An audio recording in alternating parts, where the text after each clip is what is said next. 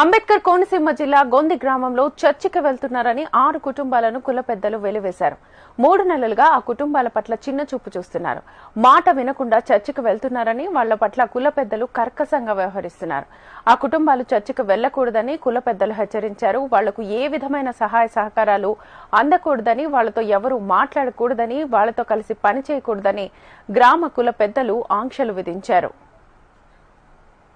20 సంవత్సరాల నుంచి చర్చికి వెళ్తున్నామని, అకస్మాత్తుగా మమ్మల్ని చర్చికి వెళ్లొద్దని చెప్పడం సమంజసం కాదని ఆవేదన చెందుతున్నారు. మా పట్ల ఆంక్షలు పెట్టి హింసిస్తున్నారని బాధితులు వాపోయారు. పలు రకాలుగా బెదిరింపులకు పాల్పడుతున్నారని, తీవ్ర మనోవేదనతో ఇబ్బందులు పడుతున్నామని బాధితులు చెప్పారు. పలుమార్లు పెద్దల సమక్షంలో సమస్యల్ని పరిష్కరించేందుకు ప్రయత్నించిన కుల పెద్దలు అంగీకరించట్లేదని బాధితులు ఆందోళన చెందుతున్నారు. తమ సమస్యలను పరిష్కరించాలని పోలీసులు, రెవెన్యూ అధికారులను ఆశ్రయించారు. మేమంతా ఎప్పటిలాగే కలిసిమెలిసి ఉండాలని, అందుకు సహకారం అందించాలని కోరుకుంటున్నట్లుగా తెలిపారు.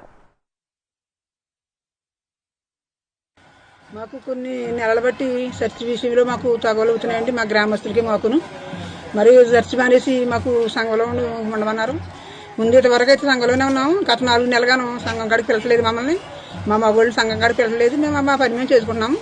ఇదిగో నెలలు బట్టి ఉపాధి పని కూడా అనిపించేస్తామని, గవర్నమెంట్ ఇదేంటి డ్వాక్రా అనిపించేస్తామని రకరకాలుగా మరి పెద్దలు మాట్లాడుతున్నారండి.